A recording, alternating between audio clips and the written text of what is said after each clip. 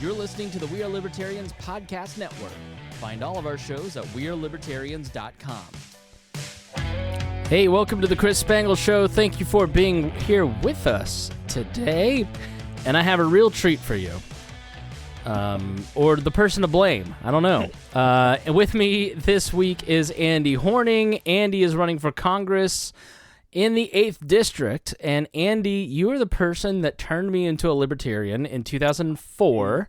You're running for Congress, and I was on your campaign as a head of the College Republicans, and I'd spout all my little Rush Limbaugh talking points that I'd read on National Review that day, and you just politely look at me and go, you know, that makes no sense, right? Well, I apologize to the world for what I have done to you, but at least you share my pain now. So, you know, I feel your pain, and we're all together in this. You know what's funny is the other person responsible for that is Abdul, and I did a podcast with him earlier today. And the older I get, the more I turn into you two. I just, you know, curmudgeonly. Yeah. Everybody is just not pulling their weight. These idiots. Yeah. You just sort of like the older you get and the more you learn, you sort of go. You become more empathetic, but also I don't know. You always got criticized, sometimes by me, like, hey, you just can't blame the voters when you're running for office. But there's a built-in problem here. So in order to have any effect at all, we somehow have to let voters know that they're in charge, right? So, I mean, most voters feel helpless. They feel like, oh, we can't change the system. You know, I have to vote for these guys. And, you know, we hold our nose and we vote in ways that don't match our rhetoric. And that's nuts. But in order to change that, we have to let them know that you have what you've chosen and that somehow, you know, in order to say you've got the power to fix it, we have to let them know you had the power to screw it up too. Yeah. And where do you find the balance where you have a message of love and you're trying not to be cynical and you're trying to be, I really do want to be positive. I really do want to, I mean, we have all kinds of good news these days that we didn't in times past. So I'm hoping that I can actually be less curmudgeonly in a fact-based way, and that, you know, that my curmudgeonliness has in the past been based on evidence and history.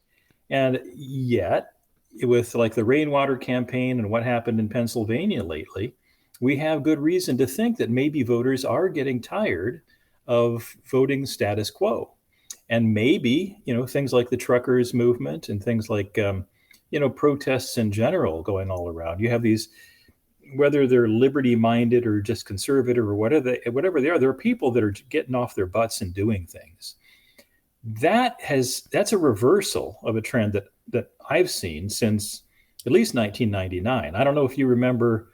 I mean, you must have been like 4 years old or something in 1999. But during the mayor's race, we had the Indianapolis, and let me just reset for those who don't know Andy. He's run for office like a million times here in Indiana for governor, U.S. Senate, Congress, as a Republican, as a Democrat.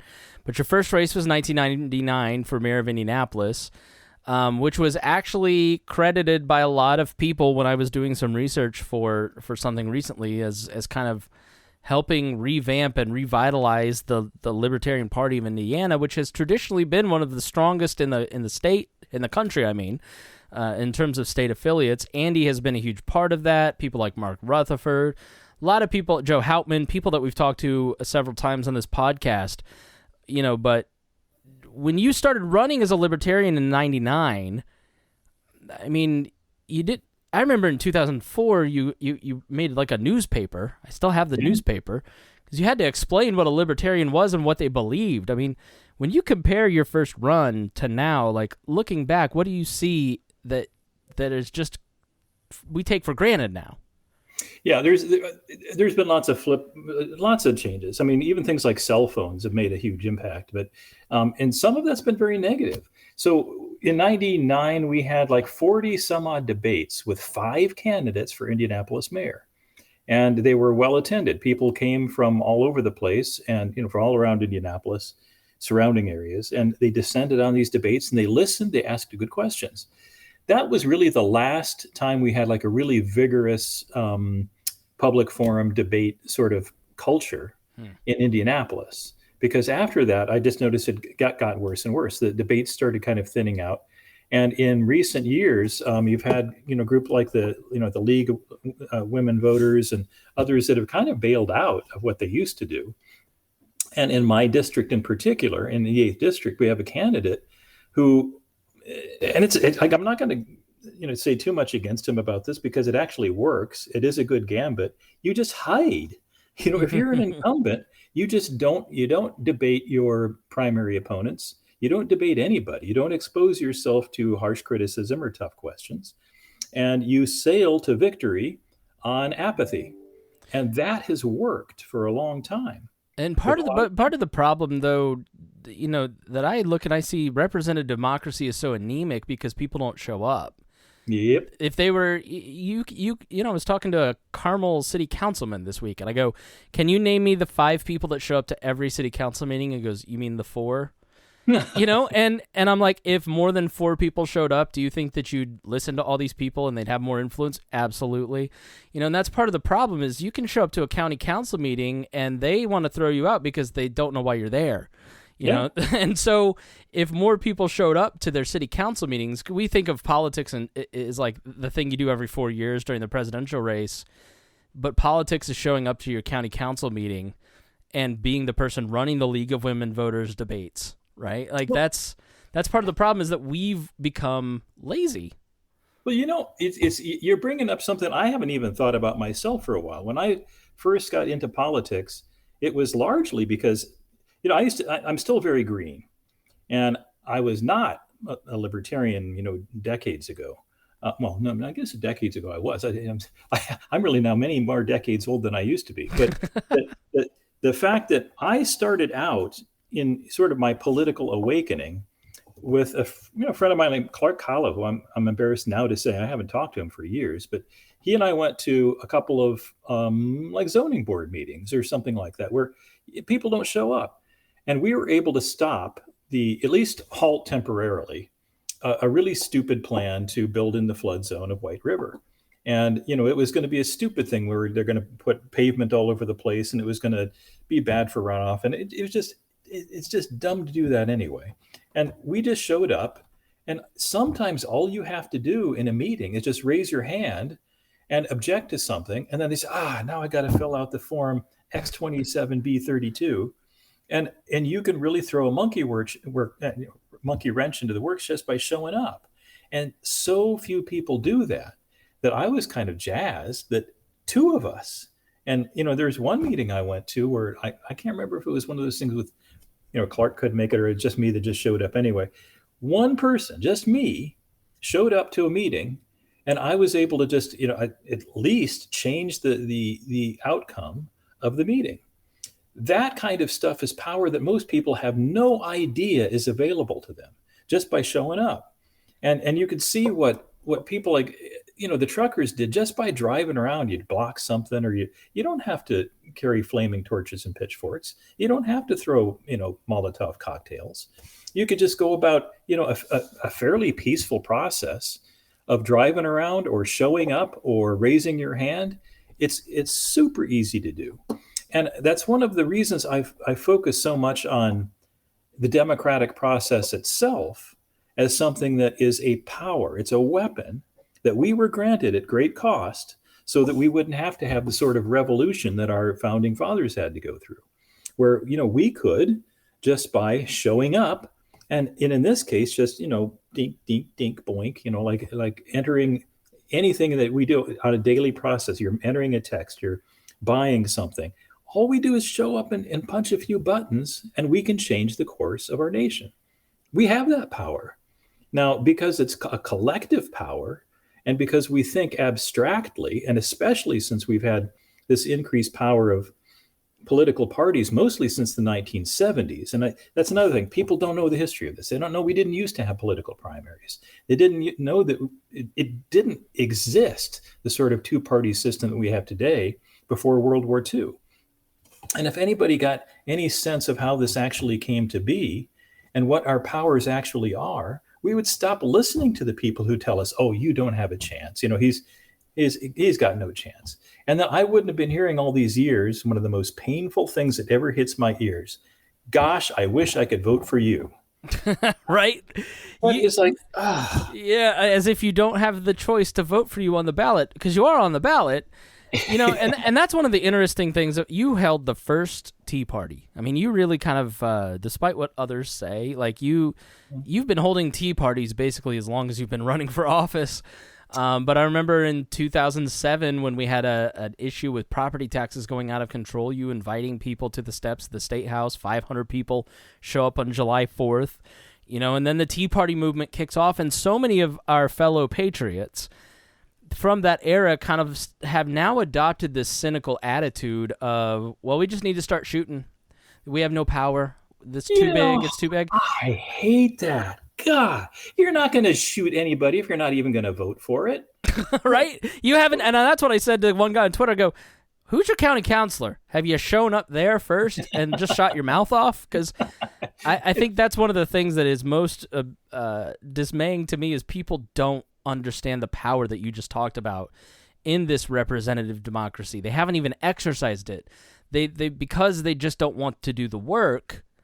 They don't engage in it. So, I mean, as you've run for office, as you've engaged in the democratic process and put yourself out there and, made your wife mad and put that effort and, made your jobs mad and put that effort forth, right? Like I've seen you sacrifice for this stuff. Yeah. But what have you learned about your power in the representative democratic process? The stuff you've been talking about, I've been way more successful personally than I ever thought I could do.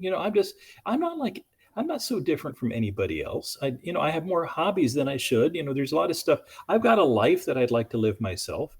I've got a day job that's actually pretty darn demanding. And, I have made lots of sacrifices for that's true, but, it's not like it's not so hard to imagine, that because I'm not into pro sports, especially, that gives me another 8 hours a day to do stuff. So I put myself into this, but I didn't expect to have the effect that I've had. Like I mentioned right off the bat with those meetings I'd go to, where you just show up and you raise your hand and things change as a result. I've had lots of people tell me, and by the way, I love to hear it. I don't want to, yeah, I love to hear it when people say something like, "Oh, you've really given me, a good reason to do this," or "You've given me hope," or "You've opened my eyes to this." I love to hear that stuff, but it's something that wasn't really that hard to do. It's in terms of the time it takes. Yeah, it's been a pain in the neck. The money that that's cost me personally, all of that, sure, but a lot of people spend more than that on their hobbies and. I think about how my wife is into pickleball and she spends a lot of time doing that. Okay, everybody's got their thing. And I suppose if I think of politics as that, if I were to win office, I'd be getting paid for what I'm doing for free now. But and so that would be great. But I'm doing this because I think it's something I have to do. And I feel better when I have done it. I'd feel terrible if I wasn't doing something and talking about all of this stuff anyway. So if I'm complaining and kvetching and I'm not doing anything where I might be able to move the needle just a little bit, and that's really, there's that Overton window thing. There's a window of public tolerance and acceptance that you really can budge a little bit. And when I ran for, like my very first race, like mayor of Indianapolis, the discussions were all about other issues until I got into the debates and started talking about how, well, no, we don't need to be, taking money from the police fund to, to do this or to hire more police by taking money from here. We need to do something about our sewer system. We need to do something about basic infrastructure. And, some of these things nobody was talking about until I did. And you mention it. And then suddenly people, not the other candidates, but the people who were listening say, well, doggone it, yeah, my sidewalks suck, or my road sucks, or on the street that I lived on, we actually had a culvert cave in, and we had, like a big hole in our street, and that everybody's got stories like that downtown, where things happen, where the infrastructure was 115 years old, where we were talking about, and by bringing that up, people say, yeah, I've got a similar story. And so the Overton window shifts a little bit. And you can do that in a debate, where if people are showing up, if people are listening, and if any candidate, from the Green Party, Libertarian Party, Democrat, or Republican, they mention something that nobody else is saying, they can move that window one way or another. And we've seen that happening a lot lately, but it's mostly in a direction I don't really like very much. Talk about the rainwater campaign, because that's a good example.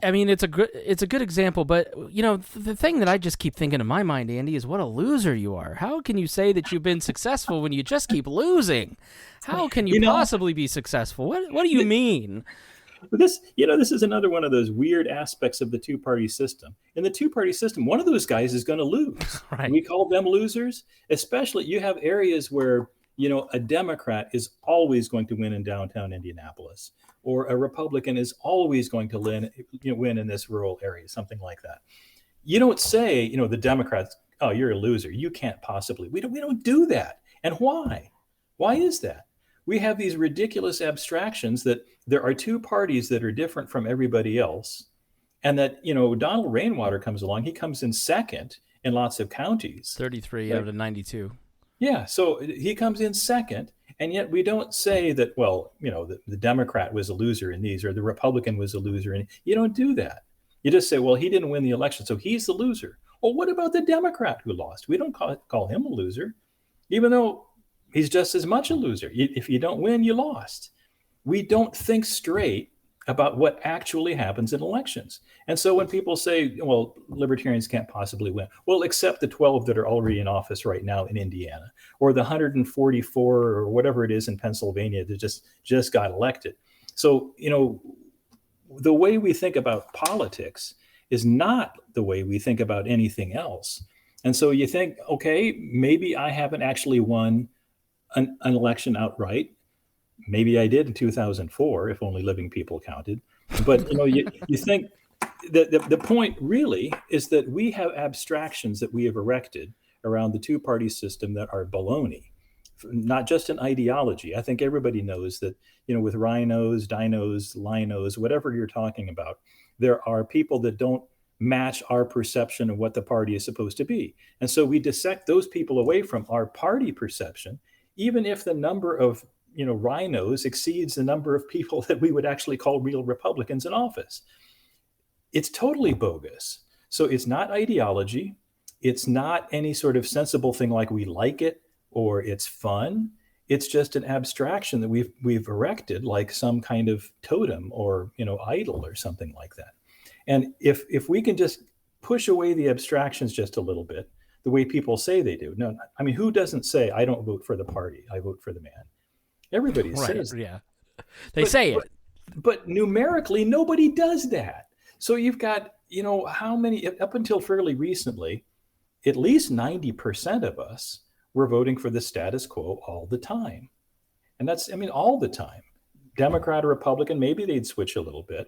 But given, the parameters of what we've just discussed in terms of what the ideology is versus what they actually do versus what the party platform says, they're really just voting status quo. So if you're voting Democrat or Republican, it's pretty much the same system of lobbyists and full-time partisan staffers and, 20-year-old, interns and all of that stuff that are actually doing most of the work.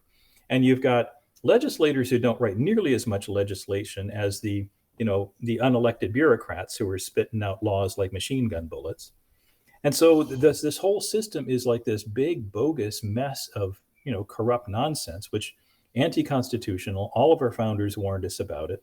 There's pretty much every aspect of our government that we've been warned against for generations by even people in the system itself. So you've had people like who are in office right now, like Massey or others who are talking about how the system is a mess and how these, permanent partisan staffers have way too much power, and that they transcend the power of the people who are in and out of office every 2 years or people who come and go. So, if people would listen to actually, there are quite a few voices now. It's not just a few people like Massey. A lot of people who've left Congress have done the same thing. They've talked about how rotten it is and how corrupt it is. And who out there right now doesn't know that our government is corrupt? Haven't we all been talking about, this pay to play thing and, and how campaign donations turn into policy decisions, and is there anybody who doesn't understand? Yeah, I think the thing that we're missing is the alternatives. Like, and that's because we've always been there. Yeah, I mean, the alternatives, more people are willing to engage with the alternatives now. And exactly. I think when you look at the if you want to use the word legacy of your many runs, you look at somebody like me who met you in 2004 and, has taken this this podcast is 10 years old and created thousands of libertarians out of it. And that came out of your coaching tree, basically, of somebody that you made the effort. I got to give you props. I don't know if you remember, I think I even said it at the time, when you showed up with you had this big, 3-ring binder of stuff that you brought to the campaign. It's like, who does this? Who does this much research? And, and I was looking through, you had like little tabs on all of this stuff. And it's like, wow, this is cool. Yeah. Prep. I've always been a prep nerd. Always. Well, you sure impressed me with your prep. And so that's the kind of thing that there are people like you and me out there who are waiting in the wings for, I don't know, some kind of inspiration. In my case, I can point to certain events that things happened that inspired me to get, to make something happen. And, several, like when Goldsmith was the mayor and I was looking at my crumbling sidewalks, I wrote him funny letters and he would send me, replies back, I'm not going to fix your sidewalk, but keep the letters coming. I'm really enjoying these. And so, something like that kind of gets you a little bit energized. And so I can say Goldsmith helped me a little bit there. And then those meetings I went to with Clark Howell, that kind of pushed me a little bit. Some people need to get smacked in the head. I also had a smack in the head when many years ago, the IRS just came and said, you owe us a lot of money, and the company that's reporting that you made this income, we know that they lied about it, but you're going to pay us anyway. And things like that happen to people where I didn't have, I couldn't sue them. There was nothing I could do about it. And I ended up having to cough up an awful lot of money that everybody knew I didn't owe. And those things happen in real life. And sometimes that's what it takes to make somebody energized to do something. And so there are people that are preparation nerds like you right now. They're pharmaceutical salesmen, or they're shoe salesmen, or they're teachers or whatever. They have not yet had the smack in the butt or the kick in the head, intellectually or, more or less figuratively speaking, necessary to make them get out of their comfort zone and do something. So there are a lot of people like that. And so I think what's happened lately is that, there's been enough nonsense that, has been allowed to fester and bubble up, where people are looking at our last, President Trump, God bless him. He was a bull in the China shop. And I'm not going to say anything more negative about him than the fact that we needed a bull in the China shop. And then you see what we have right now as our president. And some people are saying, are we just getting worse and worse? What is going on with the democratic process here? And they're seeing the economy doing gyrations where, gold prices going up and down, stock prices going up and down. Everything is kind of gyrating, where prices now are hitting people where it really counts. And I think that, even like the mask mandates and all of that stuff, that was bad. It was inspiring and made people act in ways they wouldn't have otherwise. But I think we're going to get a whole new generation of people who are now looking at their wallet getting thinner and thinner and thinking, wait, how much worse can this get? Ezra Klein, of all people, the guy from Vox, did a podcast with Larry Summers, who basically has been warning about inflation. He's the guy who helped the USSR after it collapsed, Clinton's Treasury Secretary, saying, hey, this we're on the wrong road. And so Ezra Klein, this famous liberal, progressive New York Times guy, basically hey, maybe what we've been talking about for 20 years has been the wrong stuff. I mean, because at a certain point, okay, you can look at the mask mandates, and I did this in some ways. I'm like, well, it's a mask. But we'll never do vaccine mandates. The people will just reject that. And that I was wrong. I had more faith in the middle to go, no, we're not going to go that far. We're not going to violate bodily autonomy. And boy, we sure did, or tried. Yeah. I mean, it's and I think it's a wake up call. I think, looking back at the last 2 years, I've always thought about the government being predatory, but you saw it in action. You saw the people being predatory towards each other. I mean, it's Well, hard to that's walk away from the last 2 years not going, man, there's some really bad tendencies in human beings, and we can't just always take for granted that the middle will save us, or that, you know, the what is it, Deus Ex Machina, the Godhead figure Deus swinging, Ex Machina. Yes, yes. coming to save us. That's not going to happen. We got to do it ourselves. Well, in a way, maybe it is happening, and that's Yeah. where, you know, the fact that these things are getting out of hand at last, that a lot of us have been talking about forever. You know, there have been lots of Cassandras, you know, warning about inflation and all of these things happening, and you know, many years ago was like the first time I repeated what I suppose is an ancient sentiment, where, you know, think about something you think can't possibly happen, and then imagine what are you going to do when it does happen. Because it's going to happen. You know, history is nothing but repetitive in terms of what humans in government end up doing. You can generally predict what's going to happen as you accumulate more and more power into fewer and fewer hands. And that's what we've been doing. The end result is 100% guaranteed. You just don't know when and exactly how it's going to happen, but you know it's going to happen. And with all human civilizations having a 100% failure rate, there's a decision to be made. Do we want this to happen on our watch or not? And, you know, we always have the power to fail. And we've been exercising that, you know, a lot lately. But, you know, there's another underlying problem here that I think we've got to deal with. And that is that we are a culture of, well, really kind of malice right now. You think about what Republicans think of Democrats and what Democrats think of Republicans. And I know lots of Democrats and Republicans because they're in my family. So I've got examples of these actual people, living, breathing Democrats and Republicans, that don't really hate each other, but they sure act like it sometimes. There are things you can't talk about. And when they're not in a family together, you can see how this boils over into the idea that Republicans have evil intentions, according to Democrats. Democrats think, you know, oh, you guys are evil, and all of your impulses are from evil. Ours are all entirely good, and that leads to a sort of a sneering. It's a really disrespectful and hateful kind of approach to our factions that shouldn't really exist.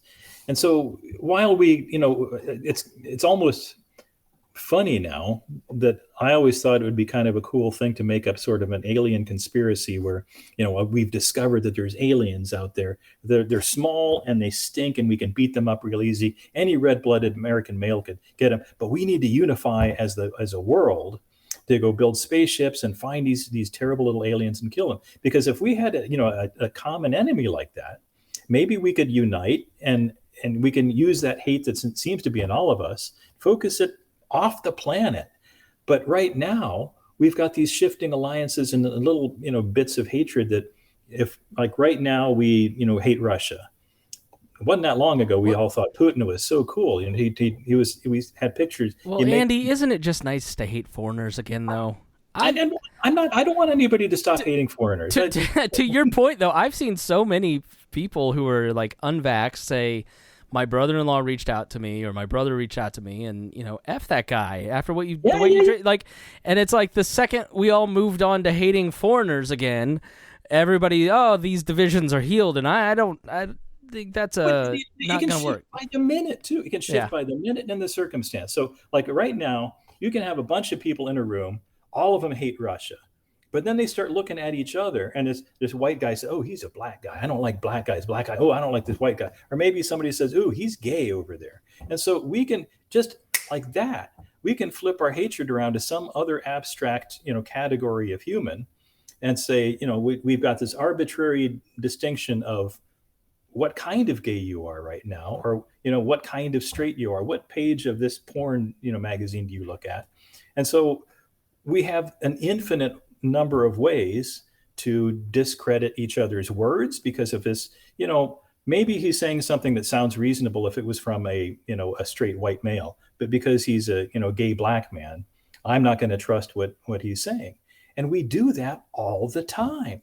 And you think, you know, instead of looking at each other's dignity and instead of looking at each other's, I mean, what's the solution to that? How do we start to come out of this? I don't want to say screw dignity, because it's not like that's something it's bad, but we don't even have to think about dignity. We just have to think about all of us are flawed. And that if we think, just a little bit humbly about how each one of us has been fooled, each one of us has said something, we've posted something we've later regretted, we've all done stuff like that. And if we could just think a little bit more about our own limitations and imagine that these other people are humans too, then maybe we don't even have to go as lofty as thinking about human dignity. Maybe we just have to, go the other direction and say, listen, we're humans, and each of us has got problems. And if, there are just a couple of simple things that we think about, like the non-aggression principle, if we were to articulate that properly, it's not that we have to like each other. We just have to, just don't be mean to other people. You don't hit them. You don't take their stuff. And so if we just make this, down to the kindergarten level, where you're talking about the simplest human characteristics of honesty, and, humility might be a hard thing for some of us. I know Abdul and stuff jokes around about how he does that a lot. God love him. And all of us do that to some degree. We like to think that we are always right. We're way up here somewhere. What we need to do is just, back off a little bit and just think, all right, we've all been fooled. We've all been lied to. We've all made bad votes. Let's just take a breath for a minute and start thinking about what it is that we're really doing not just in the voting booth, but as a nation. What if we had any idea what's really been going on in Ukraine since the 1700s, for goodness sakes, the history of that region and what we have been doing over there. We were supplying them weapons until just, right before, just as Russia was starting to mount their own weapons against the border, we stopped, maybe we ought to back off for a little bit. And so we stopped supplying weapons. Just, isn't there something fishy about that? Don't we think that that's odd, that we saw this happening and think, let's cool it just a minute. Now we're supplying them weapons again, now that Putin went ahead and invaded. But the fact that we've been so concerned about, like, the Cuban Missile Crisis, we had the Monroe Doctrine, where nobody's going to mess around in our hemisphere. We're going to guard our hemisphere, but we don't let anybody else do that. Isn't that a hubris on its own? As a nation, aren't we kind of demonstrating sort of the opposite of the golden rule, when we do unto others what we would never want done unto us? Well, that's how we got out of the Cuban Missile Crisis. Was Robert Kennedy made a secret agreement with the Russian foreign minister to remove these ballistic missiles out of Poland quietly. Yeah. And that's why they had put the missiles in Cuba in the first place. Yes, was because we had missiles pointed at them, but we really freaked out. Well, we've just got time for two more questions that I want to get out of it here. Yes. Why are you running again? What are you running for? What are some of the top things that you're going to talk about? And then the second one, we'll talk about your book. But first, let's talk about the campaign and tell us, what you're running for, why, and how can people support you? Well, it's really no different than anything before, really. I mean, I haven't really changed what I've been promoting in terms of, busting up the corruption. And, kind of the whole idea of the two-party system really is a story of corruption. And, what we need to do is understand that there are better ways to do things. And they've been written down for a couple hundred years. And I've got an 8-point plan that I think is a procedural guide to what, you could say I'm right or wrong. I'm trying to be humble here again, but that's not going to work in politics. You're talking the golden rule and humility in politics. What are you? You're a terrible politician. There is a certain amount of arrogance that's just involved with running for office. Just to think that you can do a better job. There is, I got to understand that there is a bit of hubris there. But I do have, sort of an 8-point plan it's on my old blog site. You helped me actually set that up at wedeclare.wordpress.com. Many decades ago. I've got a website at horningforcongress.com. So, Andrew Horning is just HORNING, number 4, Congress. So horningforcongress.com. And I have way too much information there for a political website. I need to trim that down to what's more appropriate to. I saw a headline the other day. Somebody was being critical of I think it was Rick Scott put out this plan, and the journalist was like, "What an idiot putting out details in an election year! You can't do that sort of thing." You can have I've always done that. And so I've, like you mentioned, my newspaper, I've always, kind of overloaded with information. And that does two things. It allows people to see what you're thinking, but it also opens you up to criticism. Yeah. So, if you say too much, then people are going to be thinking, oh, well, there's something I disagree with. But you know it then. You know what you disagree with. When you have a website that just has a donate button and nothing else, you don't know what they're really going to say. You don't, and they're going to change their words depending on who they're talking to. Where I feel if I write it down, if you disagree with me, just talk. You can hold you accountable. Hold me accountable to it when if you elect me, then at least up front you've got some idea what I was going to do because I wrote it down. I don't want to compare it to Mein Kampf, of course, but that is kind of the thing where you write down, you should have some idea what Hitler's going to do because he wrote it down. So I mean, Vladimir Putin wrote an article years ago, the Munich conference in 2007, and looking at Bush in 2008 and saying, well, Ukraine's not a real country, or the speech 3 days, like. Osama bin Laden saying, I'm going to destroy you within by creating, I mean, these guys tell you exactly what they're thinking. You should believe them when they tell you. Well, that's X, just, Y, and Z. It's a killer in politics that there's no advantage to being right and there's no disadvantage to being wrong. And so that, the people who are, habitually wrong get reelected anyway. And they're the ones who generally don't say very much at all. And so we can, like that was even a famous thing where it was, I was just about to say Osama bin Laden. Obama was a tabula rasa where he didn't say very much. I believe you meant Barack Hussein Obama. I had to anyway. I should probably get back to what you're actually trying to direct me into doing. Your campaign, yeah. My campaign. So if you want to get a hold of me, I made it pretty easy. I've got a form on my website. Anybody can email me. I try to always respond. I put my phone number out there in the past when I ran for governor, and you know how many people called me? I had my phone number out there. Like 2, 5. Yeah. 5. So, I'd like to think that anybody can get a hold of me, and I've tried to make it as easy as possible. People and I've learned this working for a nationally syndicated radio show. People genuinely don't think that they're going to get the real you. They don't really think that you're going to answer the phone. They think it's a trick to trap their information. Yeah. Did you email us? It's going to go to the inbox that Mark reads where he prints it out and hands it to Tom. I mean, it's put your phone number out there and, it's not this is a ploy because people are just, they've been conditioned by BS. Yeah. So I probably should do that. If I do put my phone number there, I'll answer with a robot voice or something like that, just so they feel comfortable with it. But, the website and I'm on Facebook, of course. I've got a couple of pages and what else would anybody want to know? I mean, I'm always willing to talk about that. Well, tell us about the book. Well, I've got 2 books out there. Well, actually 1 book out now, another one about to come out. So I have a fantasy book it's fairly political. The Truth About Excelsior. It's on Amazon. And that is kind of my I don't know. I try to make sort of a happier version of it. It's not at all like Atlas Shrugged, but it's a libertarian fantasy in kind of in sort of a pleasant way. I like to think, but I also think it's a fairly realistic depiction of what would happen if we ever did have this sort of libertarian or even anarchist government that people think can exist. How would that actually work in the real world? And it's got its problems. And so, I may try to make it fun and interesting, but I think there's a lot of real politics in it. And I put some real history in it with just a few little twists here and there. My next book, however, is going to be a much more straight up political defense of constitutional rule of law. What we did wrong. I'm going to have my annotated Constitution, the annotated Declaration of Independence, and then my plan for getting back to what I think would make sense.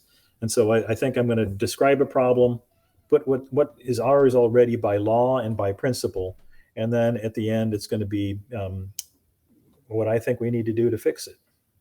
So that should be, it's going to be called... Hold on just a second, Andy. Come here, baby. How are you? All right. Well, sorry for the interruption from my associate producer, Andy, but thank you so much for joining us. I appreciate your time. Love to have you back on soon. And I wish everybody go check out his website. I will put all the links in the show notes, and thanks for coming on. Well, thank you. It's been fun. All right. Thanks, everybody. Thanks for listening to the Chris Spangle Show, and we will talk to you again soon.